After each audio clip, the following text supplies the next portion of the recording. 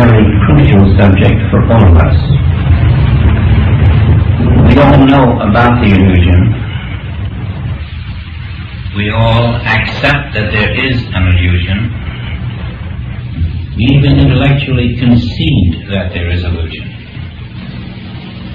And then we go right out and live in and as that illusion and accept the illusion around us just as if we had never heard about it. The reason we do that is because the acceptance of it rarely penetrates beyond the level of the human mind. We are very willing to perceive a difference between the universe of God and the universe of the sense mind, but it requires a certain change in activity to proceed on the knowledge that we have, and this change is a painful process. And because it is a painful process, and we are rather reluctant to do it, we never can really confirm that which we think we know, and our knowledge never deepens to conviction. And so that lacking the conviction, we always remain in the realm of intellectual knowing, never fully being able to walk in the reality. But even that must pass, because we find the illusion becomes quite painful too. It becomes so painful, in fact, that ultimately we realize that the moment of birth is the beginning of death, and that death continues as we think we're living. We begin to see that we're looking at a world rather backwards and upside down. We're seeing time and space out of focus. We're seeing a teaspoonful of eternity and calling it life. We finally tire of that. Something begins to stiffen the backbone, and we make a decision. Perhaps we don't make the decision, it's made for us. But that decision is made that I am going to penetrate the illusion. I'm going to put an end to the guesswork, to the in-between life which is neither fish nor fowl. I'm going to make the step.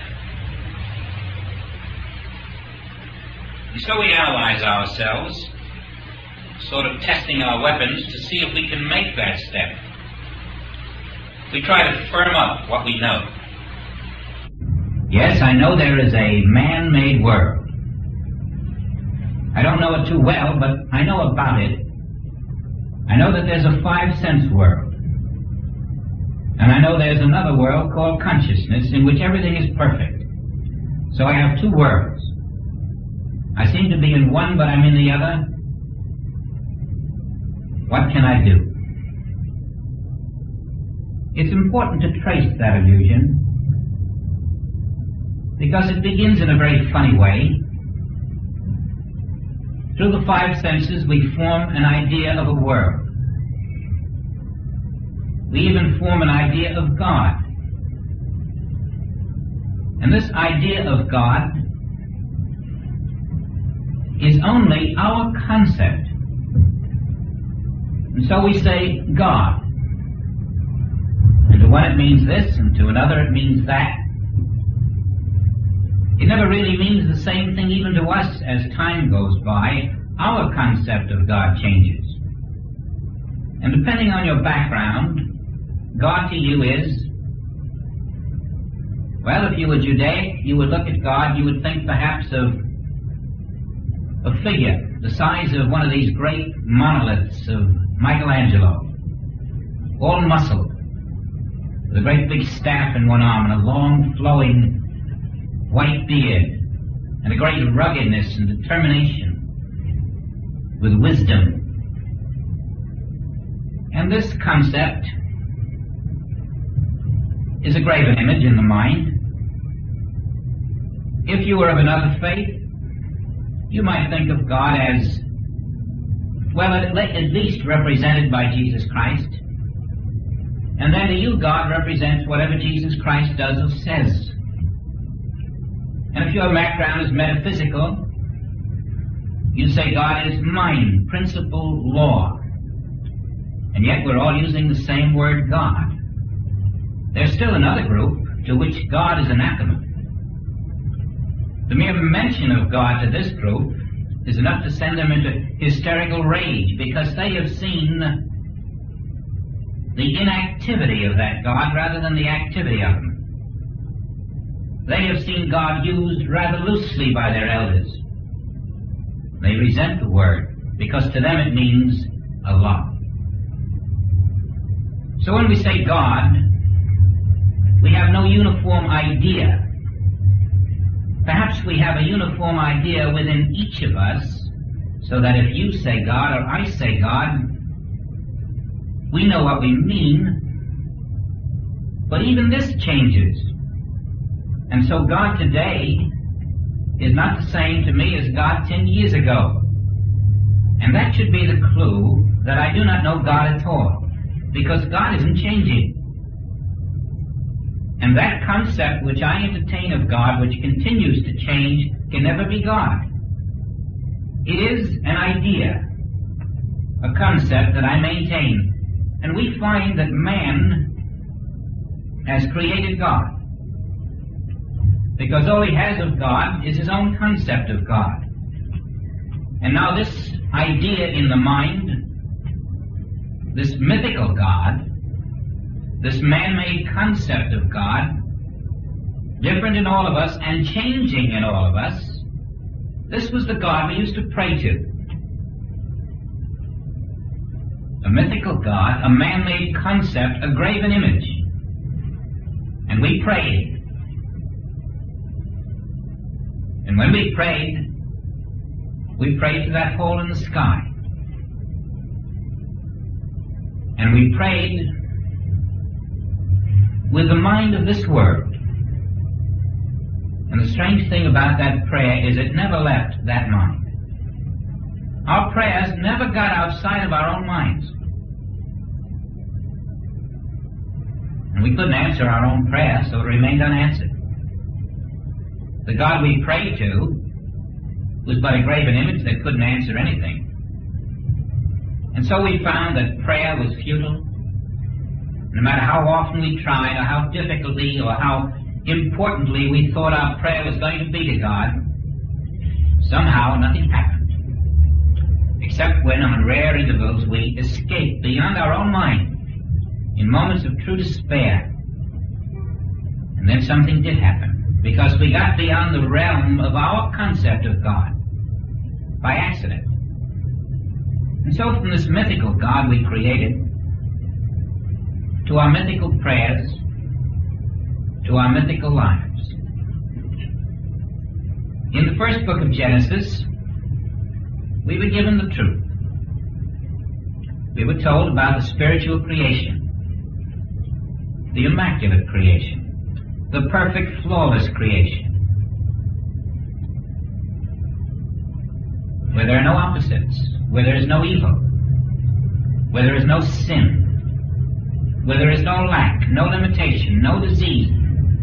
You never find death mentioned there either. And then came recreation, or miscreation. The second book of Genesis tells us about that.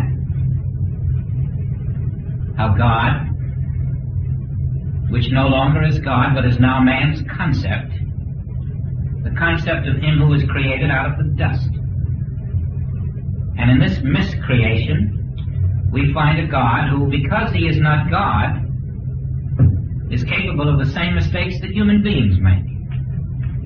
And so he tries to create, or rather he miscreates.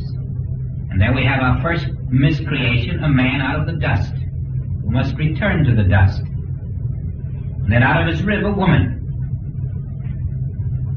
And finally, man and woman brought together to create children.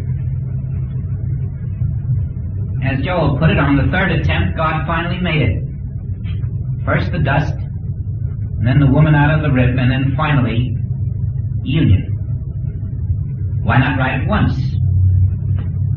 Because this was not God.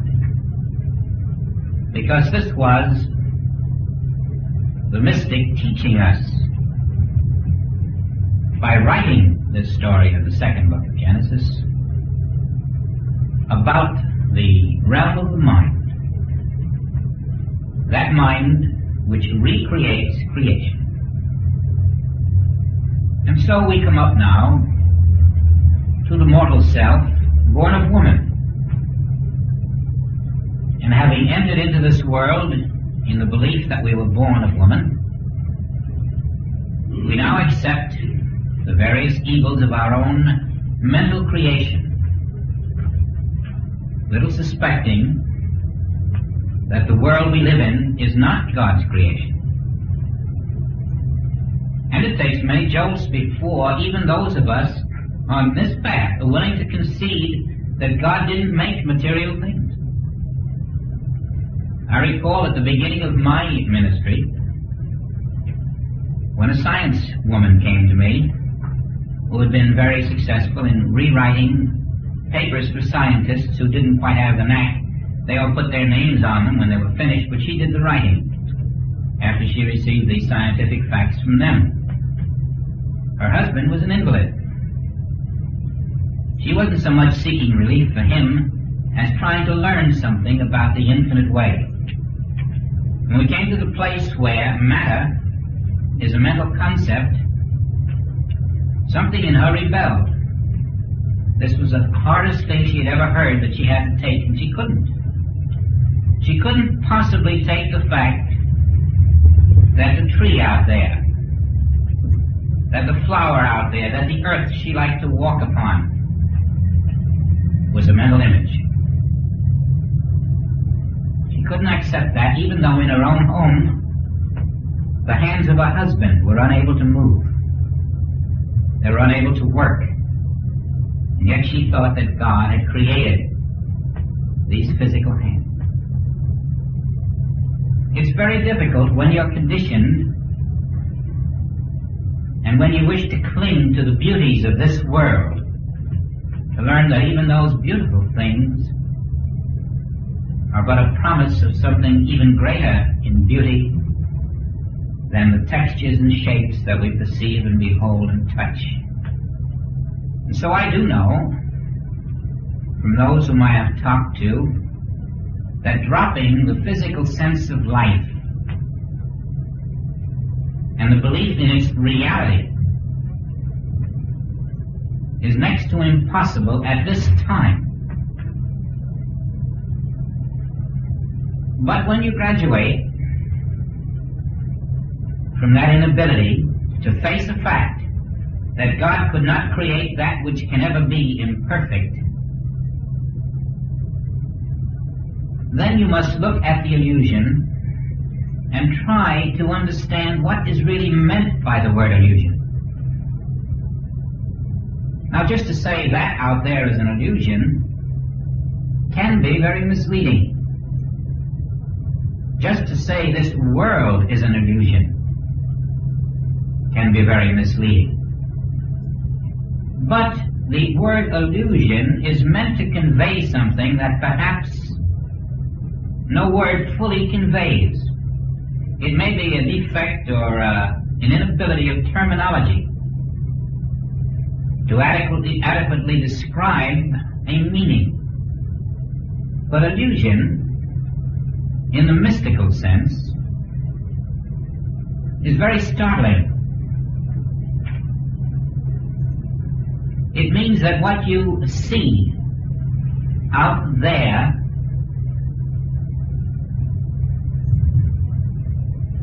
is not out there,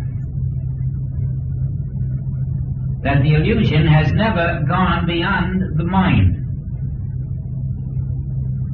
It means that there is no external form out there. There is the delineation of form only in the mind. Illusion never goes beyond the mind in which it is perceived. For instance, you say the mirage is on the desert, but it is not on the desert. The mirage is in the mind perceiving it. A mirage is nothing. It cannot be there. We cannot say nothing is on the desert. It is an appearance. But where is it? It is an appearance in the mind. The illusions we speak of are forms, objects, material substances, but they are truly not externalized. They are graven images in the mind. When you perceive that the nature of illusion is within your mind and not external to you, then it is easier to understand, but that is still only the beginning of an explanation of the word illusion. Because there is a hidden fact which has prevented us all from truly understanding. And that hidden fact was something that had occurred to me, and I mentioned to someone, I'm going to find it in Joel's book somewhere. Well, I found it. That hidden fact is the universal mind. And when we say illusion, we are not referring to an illusion in your individual mind. We are referring to an illusion in the universal mind, which your individual mind confirms. You see it in the universal mind, you confirm it in your mind. And for this reason, it seems to be external to you. Now let us clearly delineate the meaning there. Each of us looks out and sees a cripple, which God did not create. Each of us looks out and sees a whirlwind, which God did not create. Each of us looks out and sees a sick child, which God did not create. Now, how many illusions are there? You're looking with your mind. I'm looking with my mind. He and she and they are looking with their minds. But the real illusion is the mind, not the objects. There's only one human mind. That's the illusion, that we think there are more than one mind. And so we're all looking out of one mind.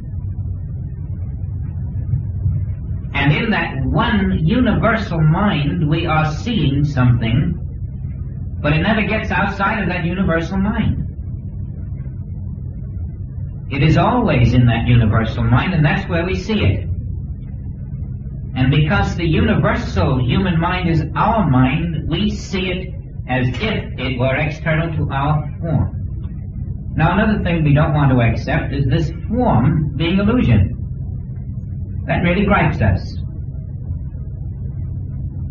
But Buddha saw the truth of that. His work was misinterpreted, but he saw the truth. He saw that there is one consciousness, one ego, one self, one life, one mind. And because of this one, all was perfect. But then, our misperception of that one becomes the second world, the world of illusion, the world that he called Maya, and his perception of this made his message spread like wildfire throughout India. But always lesser consciousnesses than the master lose the message. And so Maya, or illusion, or this second world, became the illusion out here which we all had to accept. And so they lived a passive life of acceptance. Now illusion means not there. And when Jesus said, "My kingdom is not of this world," eventually it became known that we had two worlds, my kingdom and this world. But now in the light of what illusion means, you can say, there are not two worlds.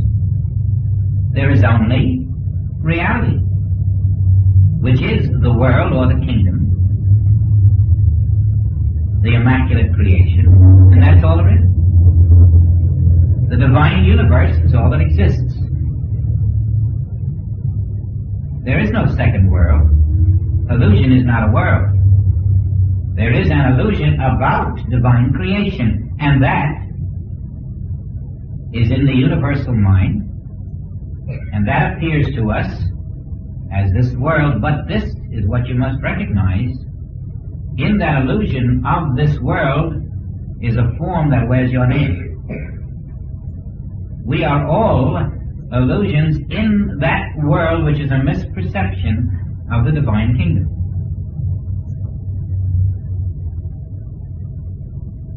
Can you not see that this is the plan that teaches us? This is the plan that builds in us the realization of our own true divine center.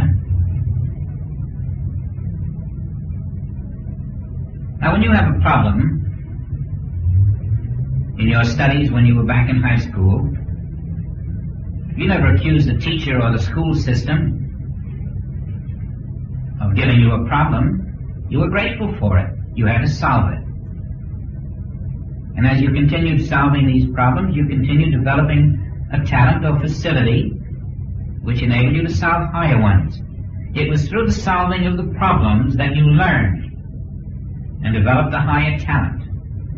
And do you see that this is how we are being developed into Christ consciousness? We must face the problems of the illusion, slowly overcoming them. How? The only way you're going to overcome them is by developing your spiritual perception. And in the overcoming of the illusory problems of this world, your spiritual vision will deepen until Christhood is realized.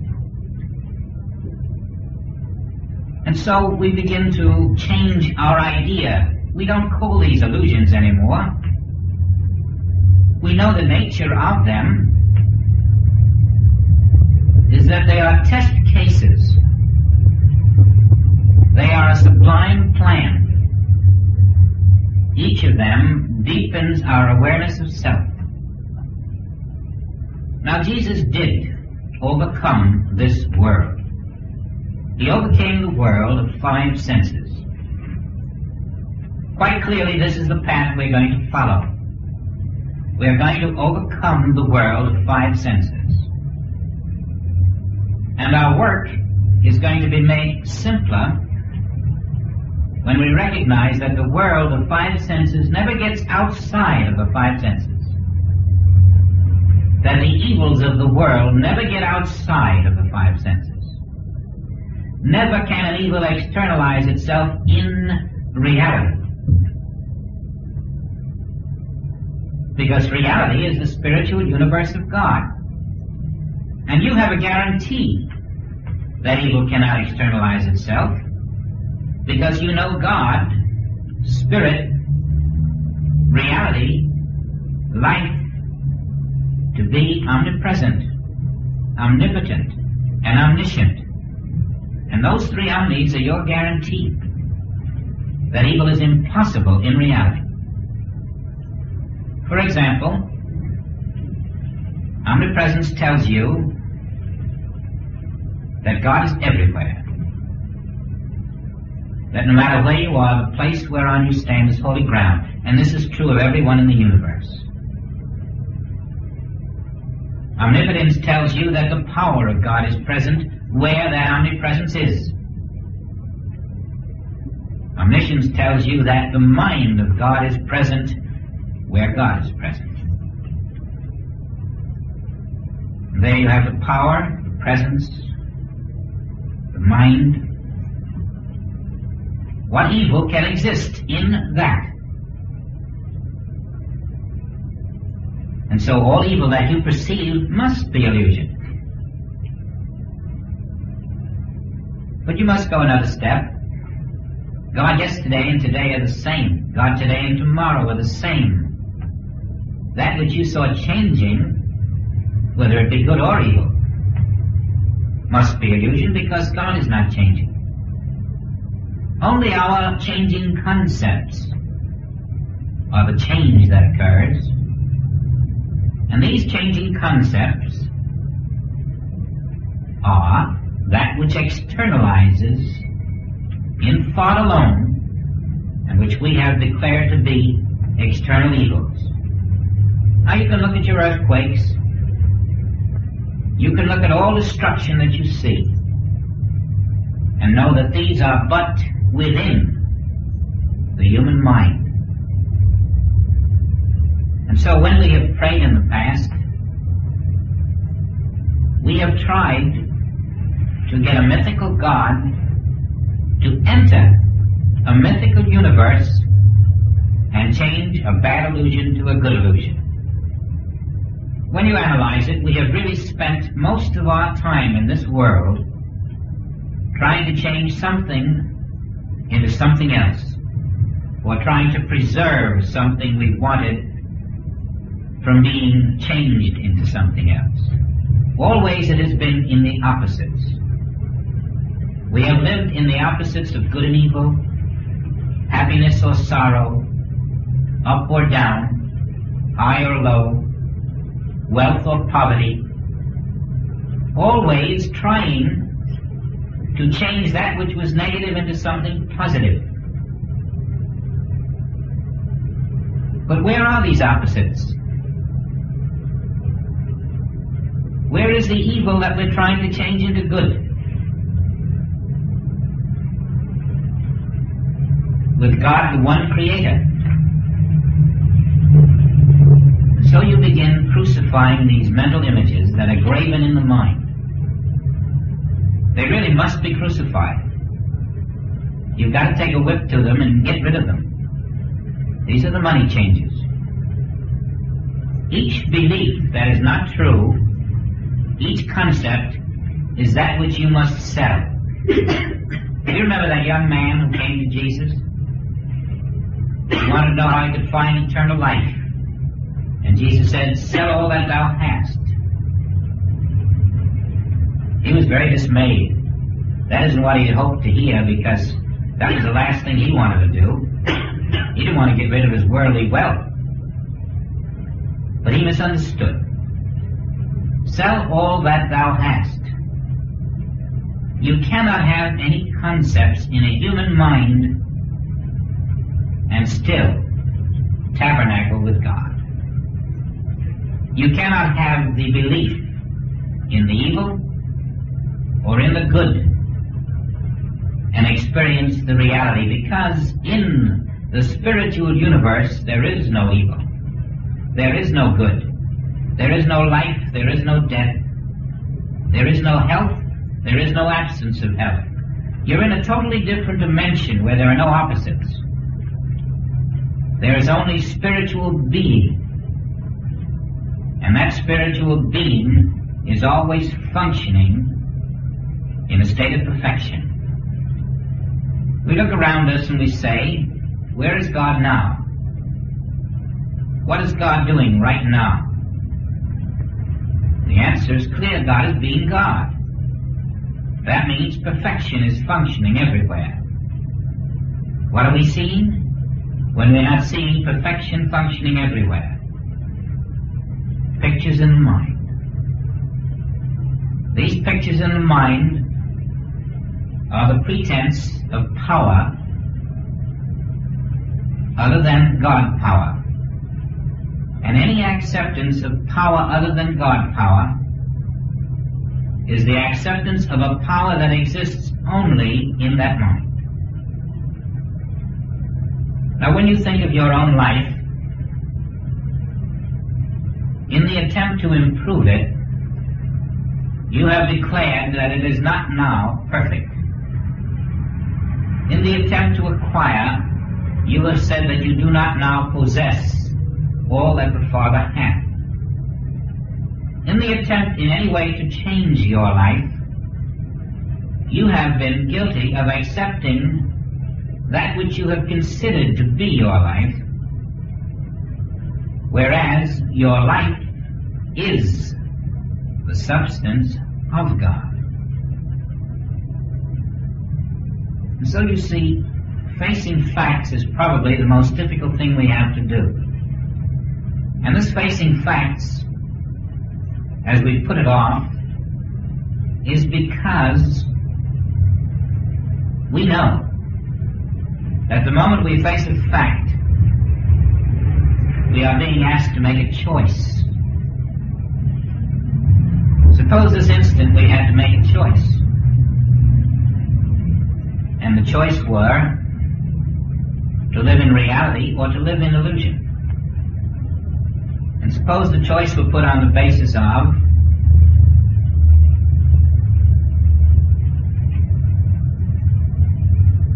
are you able to see in your closest friend or your husband or your wife, the person closest to you, are you able to see in that individual the substance of God? Now, if you took that as a test,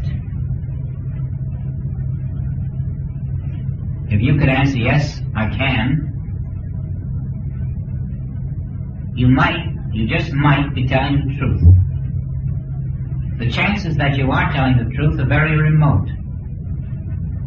Because in order to see the substance of God in that individual who is closest to you, you would have to first see the substance of God in yourself. Only the Christ can see the Christ. Only the Christ can bear witness to the Christ.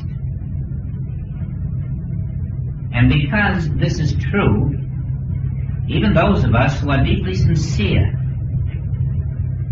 will discover that in our efforts to touch reality in another, we are stymied by our inability to touch reality within ourselves.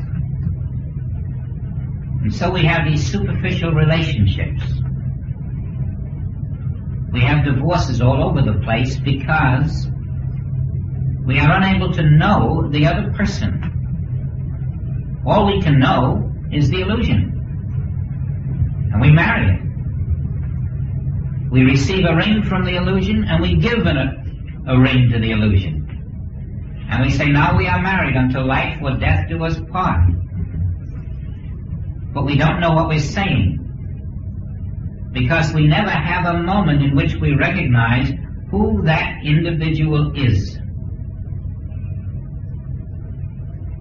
And because the law of God does not operate in the illusion, changes occur in the illusion. And these changing concepts show us that what we adored 1 week, 1 year, why we just don't have that same feeling another year after that. Because we were loving an illusion. And it was the illusion of us that was doing the loving too. So there's a rift, a widening, a changing. But all the while, had spiritual substance been recognized, we would have entered into a relationship that had meaning. A relationship based upon not the changing attitudes of mind, but the permanent reality which we had discerned. And so it is in marriage, in friendship, in all human relationships. When we are able to arrive at the point of spiritual recognition, you will discover that the relationship is going to be eternal. Eternal during this span, eternal forever. Because where there is a spiritual recognition, you have reached that place where change can never enter. That is why it is said, that which God has brought together can never be rendered asunder. Where there is spiritual reality, the changing illusion never enters. And so it is in all that we do, think, feel. In the entire world that we move in, we develop the ability to delve to the core, beneath the shadows of thought, to touch something that is going to be there every tomorrow. And when we do, we have touched the inner Christ.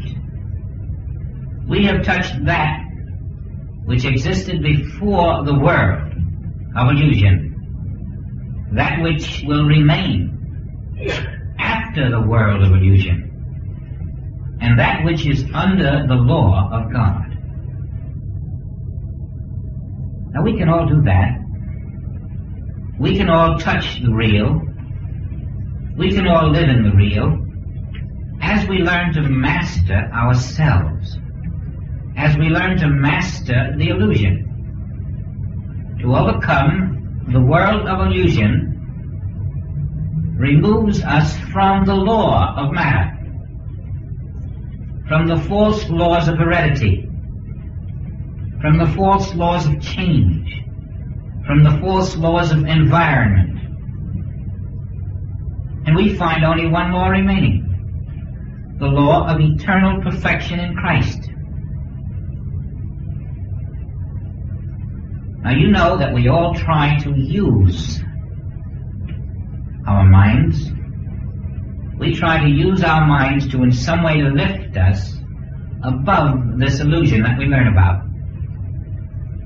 And the more we try to use the mind, the more it, being the universal mind itself, entraps us. And there comes that great and glorious moment when you realize, I am trying to use an illusion to escape an illusion.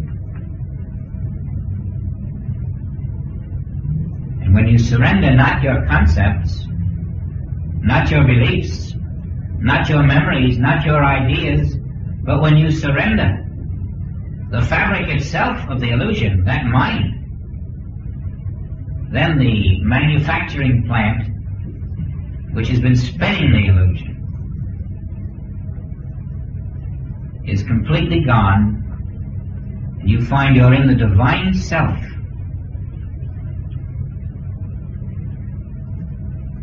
Now let's say the word God quietly to ourselves, just God. And see that this is the God the world has prayed to. This is the God to whom we have sought surcease from sorrow. This is the God we have, in our own quiet way, tried to persuade to bless us. And this God never, never existed outside of your thought.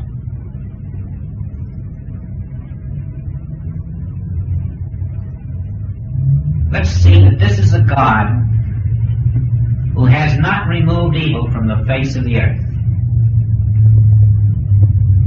Never has this God touched, removed, or in any way helped the human world to eliminate evil. Surely that should be a sign to us that we have not been worshiping God.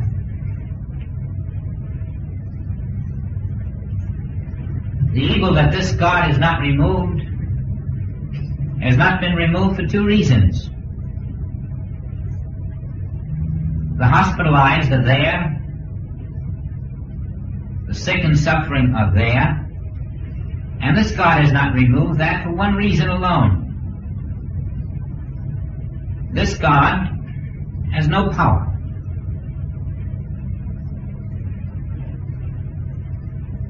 This God couldn't heal a flea. This God has no reality. Your mental thought will never be God. Remember, if you can say God, that doesn't create God. You can say the word sunshine. Will that warm anybody? Will that make the sun do something? It's just your concept about sunshine that you're saying. And when you say God, you're just saying your concept. And that won't heal anybody. And so we learn that our thoughts are only our thoughts. They are our thoughts about something.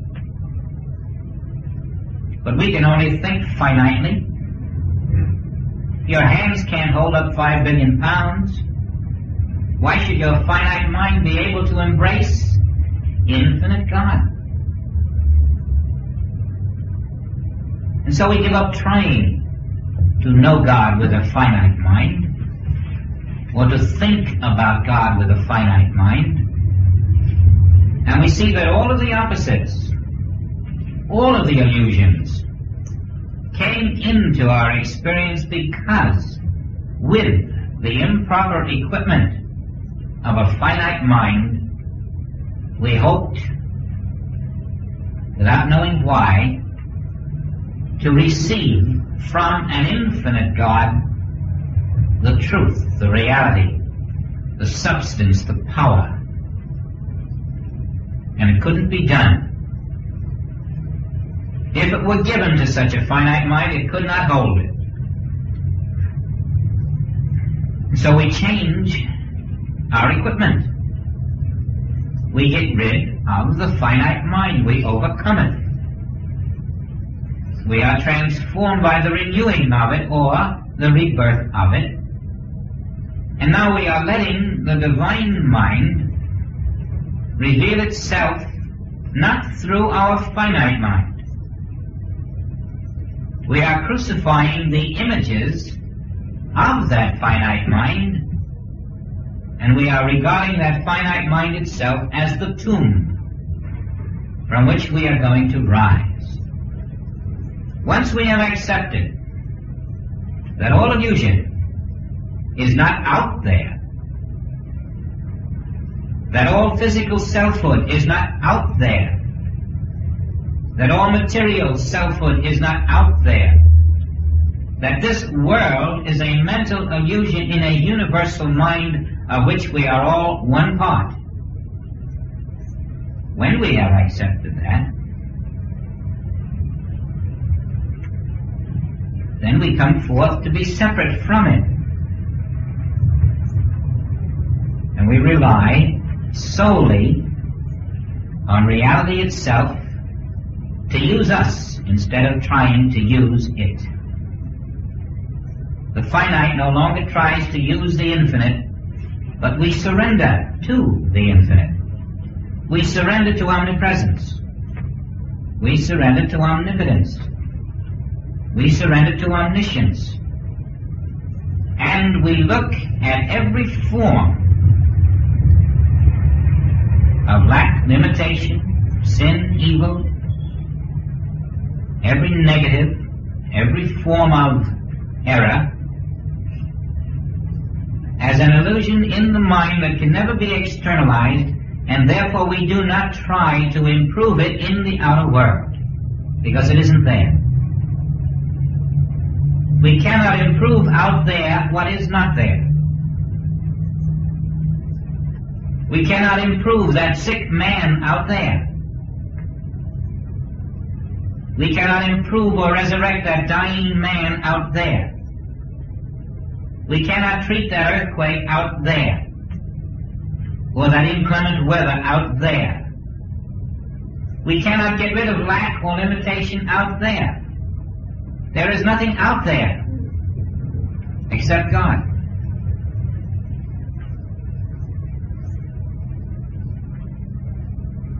All of these are in a mind which is non-existent, and it is in that mind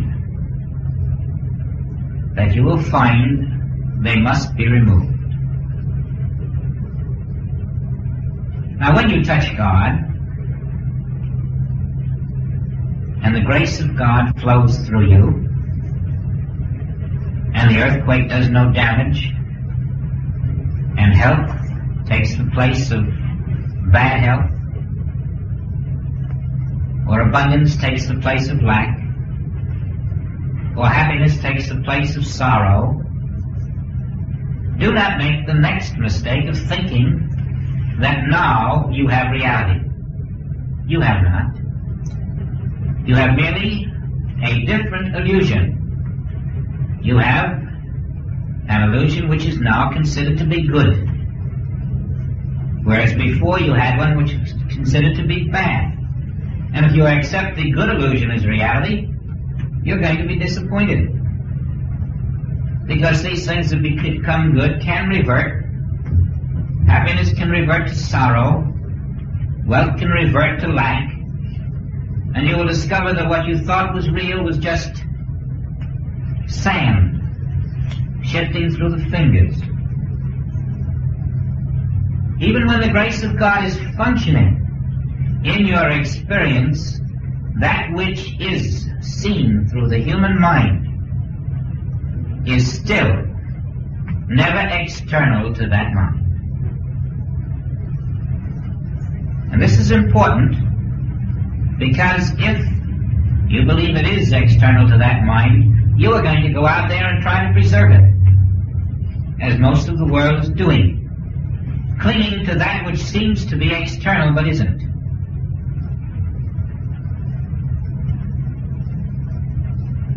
Now, God realization, illumination, Christ consciousness, spiritual vision, spiritual discernment, these are the goal. What they really do is they transform your mental images from bad ones to good ones. But they never cease to be more than mental images, or less than mental images. They remain mental images. And if your interest is to change the bad illusion to good illusion, you can do it. If your interest is to experience reality and to overcome the world of illusion, then you've got to go beyond changing the good, the bad to the good.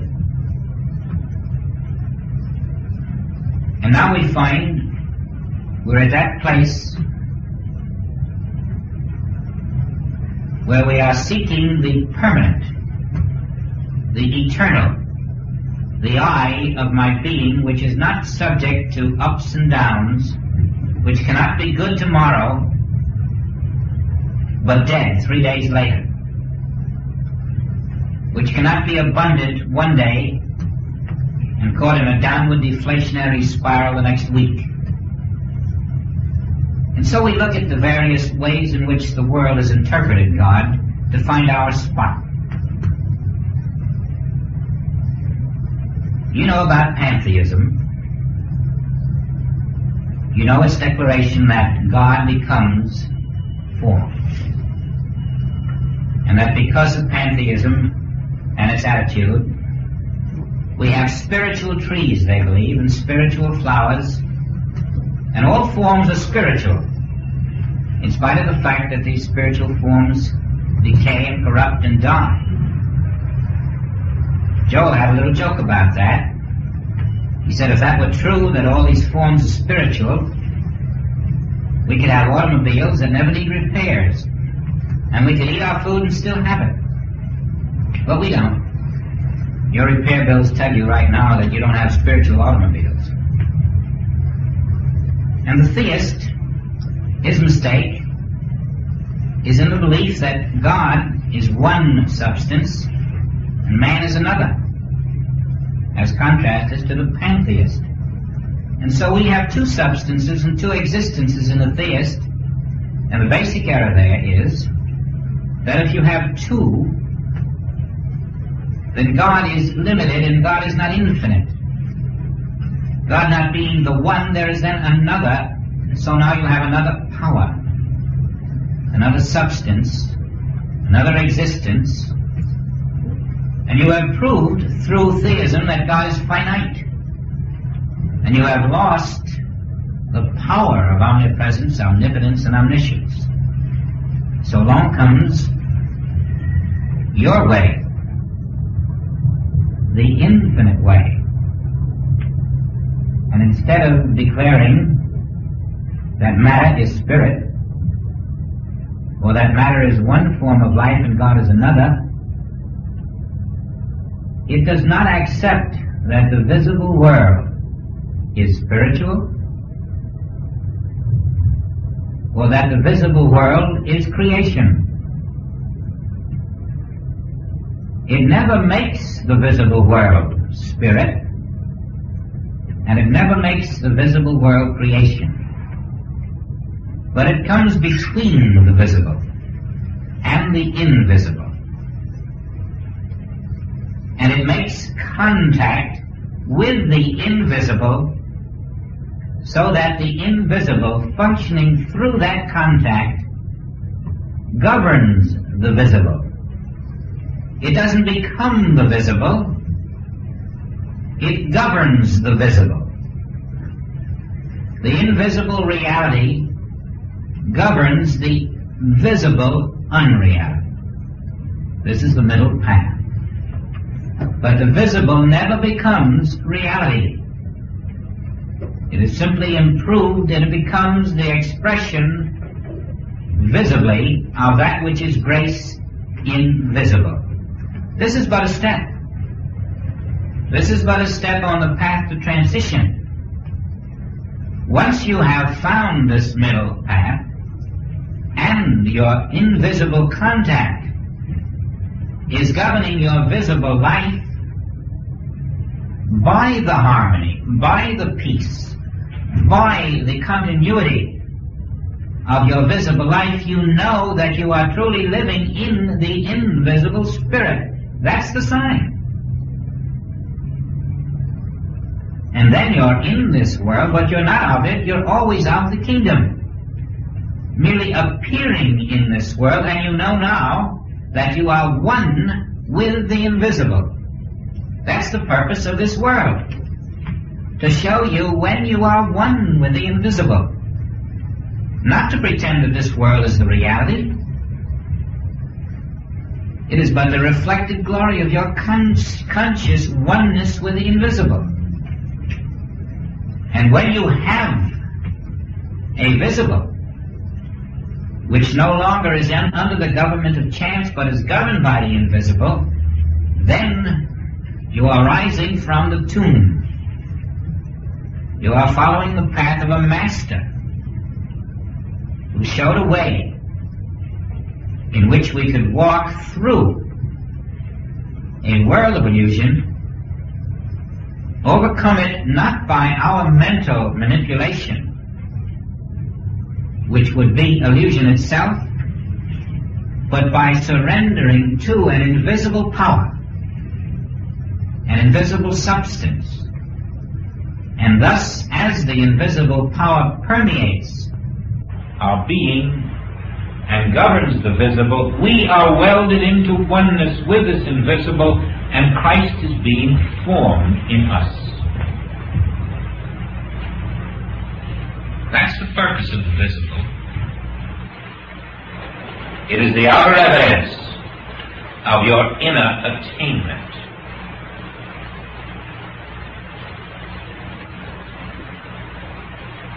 And so the visible is very important. But remember, it is always the effect of your attainment or lack of it, of your spiritual reality or your belief in mortality. And so whether you're in pain out here or not, in lack or not, in error or not, neither way are you in reality. Neither the pain nor the lack of it. Your reality is always your consciousness of your spiritual identity. And as this outside picture improves, through your ability to feel rather than to think, to move more in accordance with the activity of the heart and the mind, to let rather than to direct, to move in a silent, invisible rhythm which is directed by the Spirit within. As this is deepened, your relationships deepen. Your household is changing. You are looking out and you are beholding a measure of the Christ in the world around you.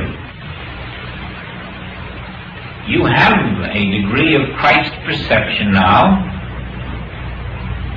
and you're not looking at the changing picture of this world. You're able to look through it. You're able to see that nothing out there, good or bad, is real. That isn't the way you live your world. You don't live in the outer at all. Never. That to you is but a sign. Your world is completely in the inner. Because as you develop this inner perception, you are going to have a new pair of eyes. You're going to have a new body. You're going to have a new mind.